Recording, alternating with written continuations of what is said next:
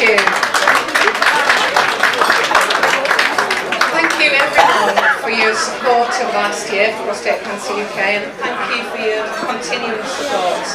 I thought it might be useful tonight just to give an update on what happens to this money, because this really generous donation will be put to really good use. Prostate Cancer UK has three main arms.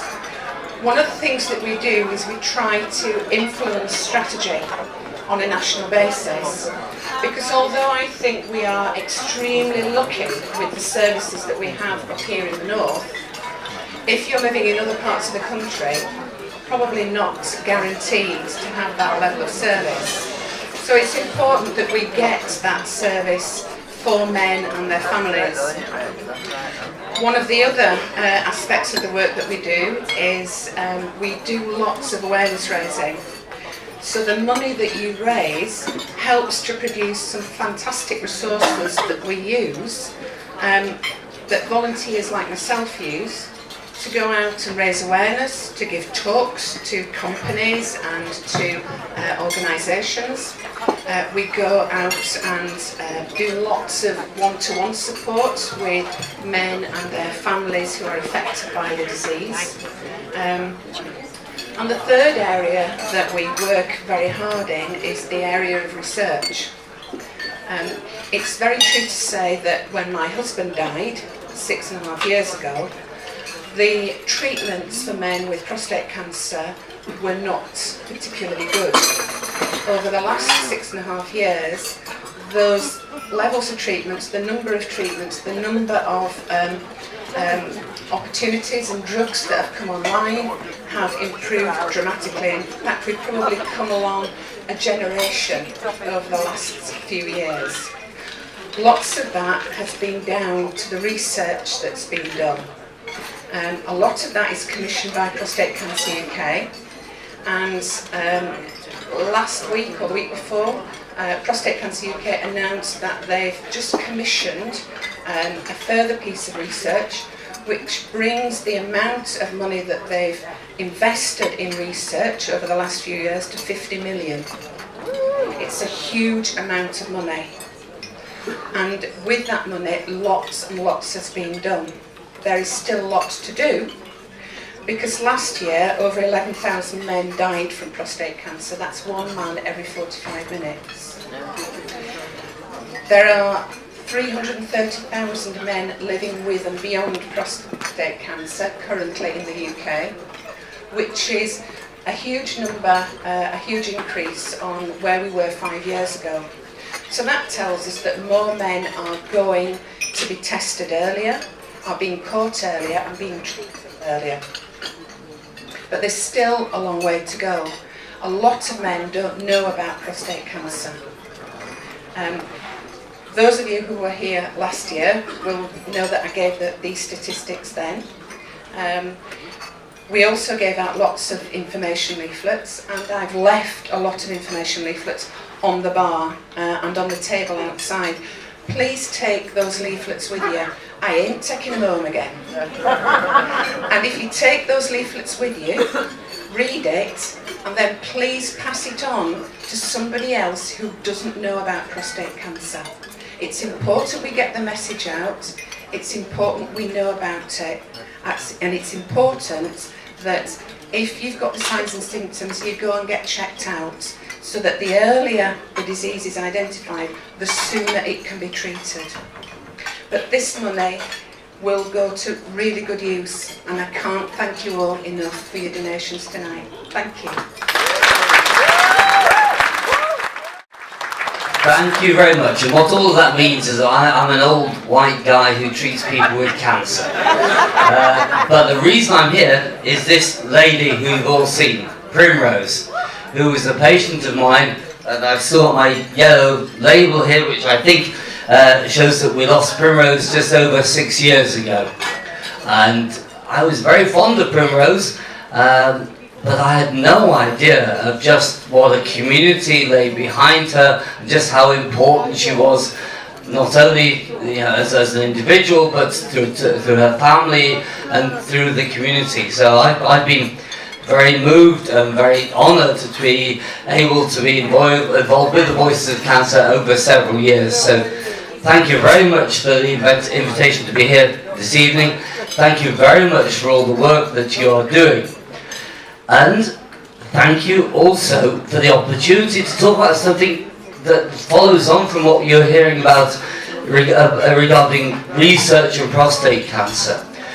Because one of my jobs, I treat mainly women with breast cancer, but one of my other parts of my job is to help promote clinical trials for people with cancer, also people with other diseases, but in particular people with cancer. And in Leeds, in the next 4 or 5 months, we will open a £3.5 million research facility at St James's, a nice suite of rooms, consultation rooms, a treatment area for people with cancer taking part in clinical trials. This is a huge investment by Leeds Trust as well as the university, and also part of a much bigger movement along with the council and the whole community in Leeds. It's a pleasure to be here with our soon-to-be Lord Mayor of Leeds, because this is very much a collective effort to try and involve everybody in improving health outcomes in Leeds. We already do have a small research facility, and I go there most days, and I don't see many people who look like most of you. Most of the patients look like me. And I know it's a much broader issue, and I know it's not something I can address from my position just up here. But part of the whole aspect of education, screening, treatment for the ethnic communities is to encourage people to take part in clinical trials so that we can improve the treatment of patients with cancer, and we can be sure that the treatments that we have are going to be applicable and suitable to the whole range of communities we have, not just to individual groups of people. So I really would encourage all of you to take part in clinical trials, approach your doctors, ask us about clinical trials, and let me also say that on our part, we want to make clinical trials more available to people across the whole communities. So we are conscious that we are mainly elderly white men, and we've got to try and communicate better with our patients and hopefully have more representative junior doctors, consultants who will encourage and make people feel comfortable going into clinical trials. Because that's the way that we're going to improve treatments for all of our patients over years to come. So again, it's a real honour, it's a real pleasure, it's very humbling to be here.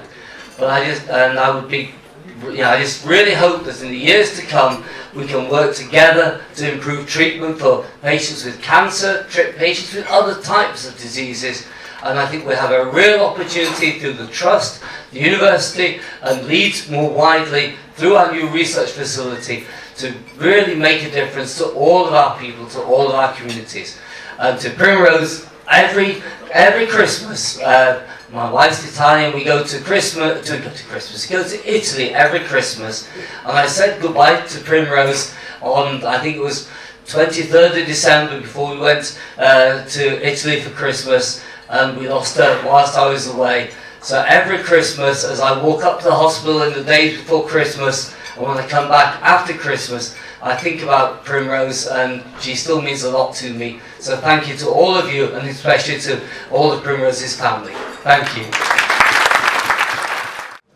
Good evening, ladies and gentlemen. I'm going to speak to you for a short while this evening, and I'm going to give you a realistic perspective of cancer, not about what you read, not about what the TV tells you. I'm going to give it you straight up and as it is from a realist perspective. My name's Joanna Tonkin, and you're all wondering, who am I? Well, I'm a qualified barrister. I've got LLM in international law. I've got a law degree. I've got multiple awards.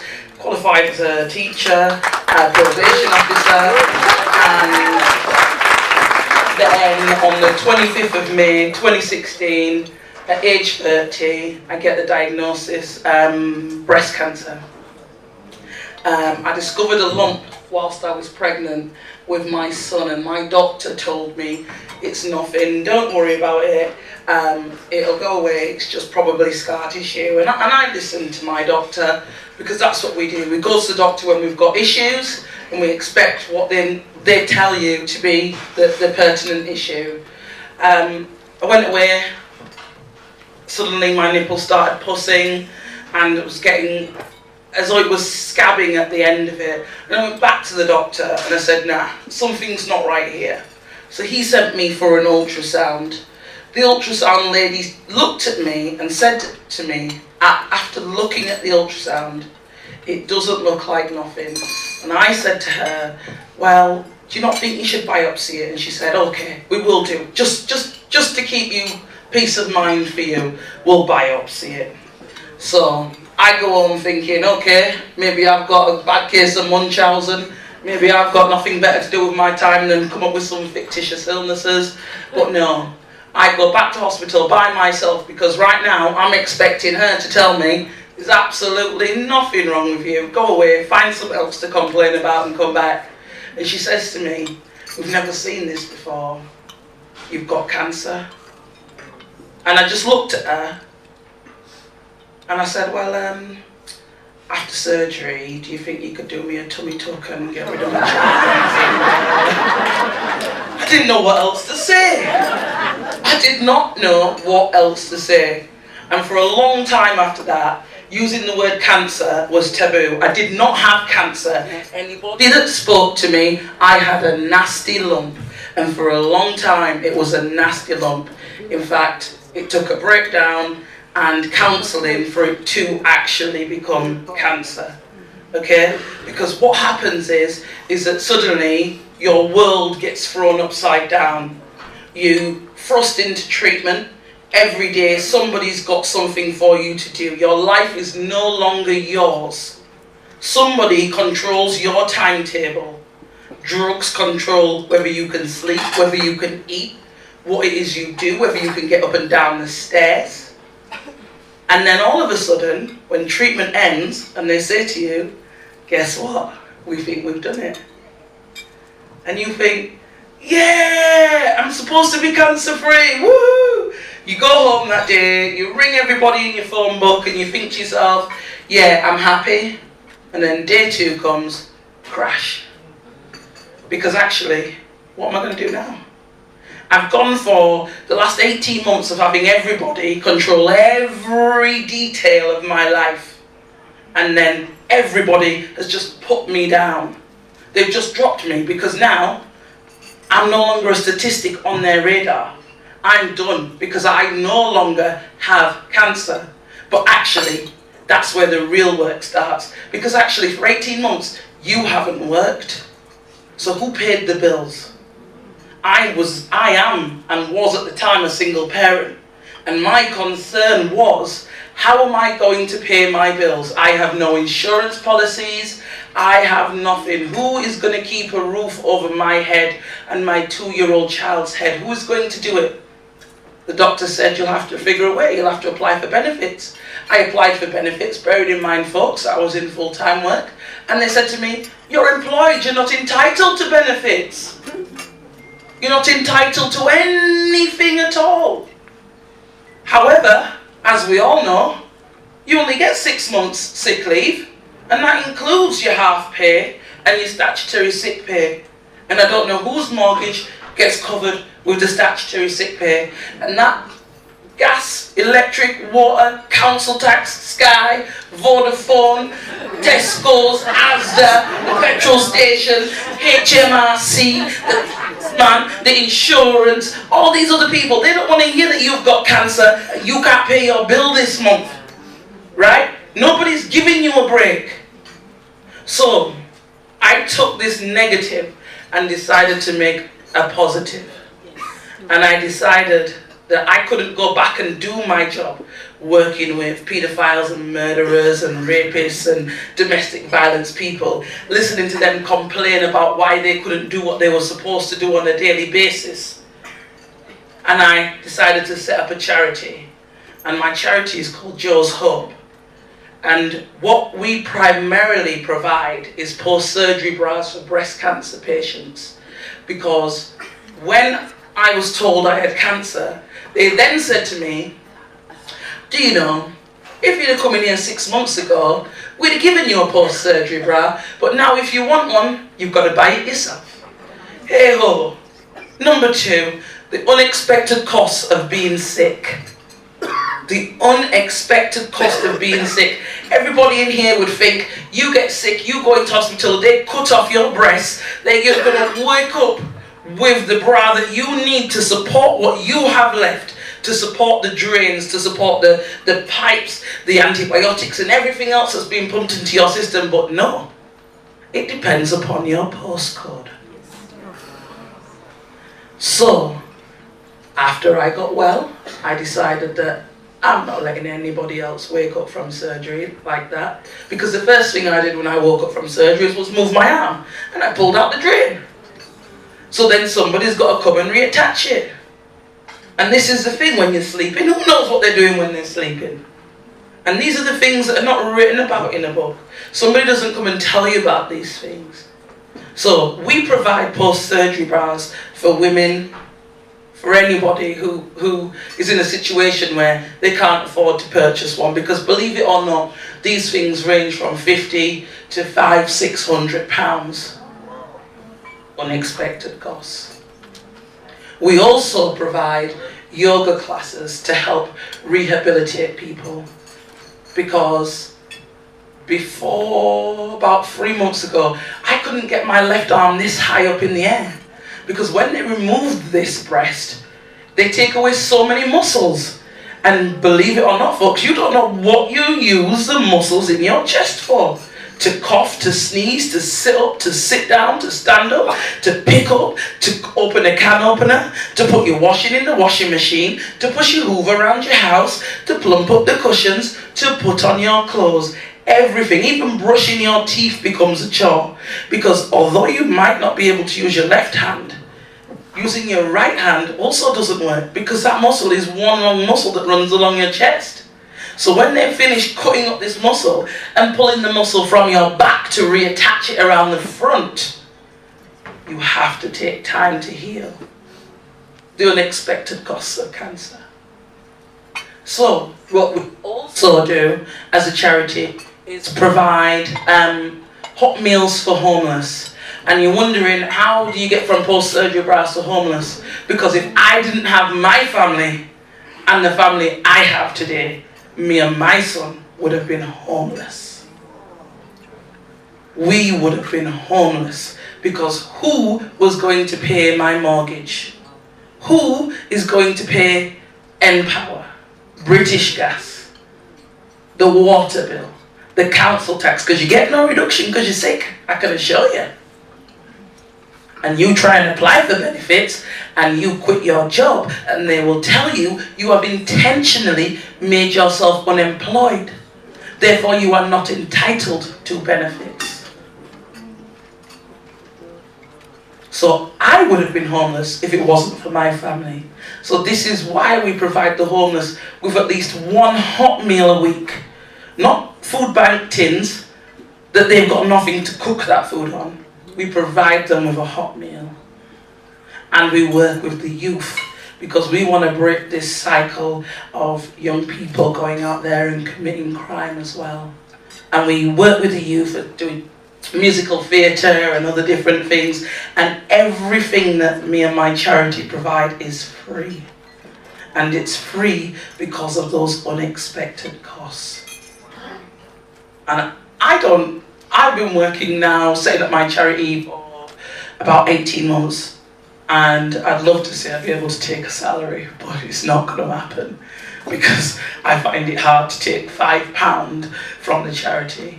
Everything I do and everything I have is to give back to people, for those people around me to see that actually cancer, it can be a life sentence, but actually it gives positives to balance and negatives. I worked full time, my son's in childcare full time.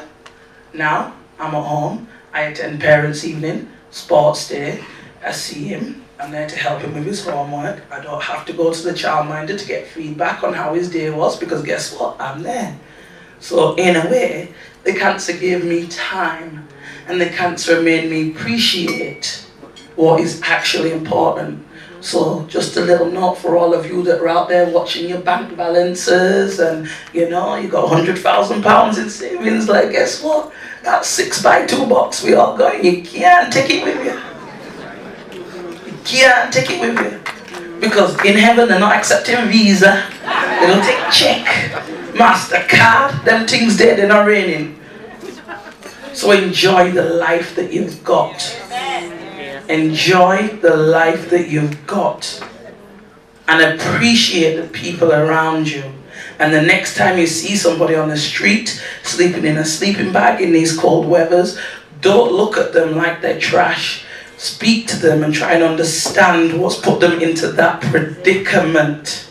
Look at them through the eyes of a child with purity. Because you don't know when you will ever be in a situation where you will need to have the help of somebody else. Anyway, ladies and gentlemen, my time's up. So, have a good evening. Thank you very, very much. Come on, keep the applause going. That's just something real.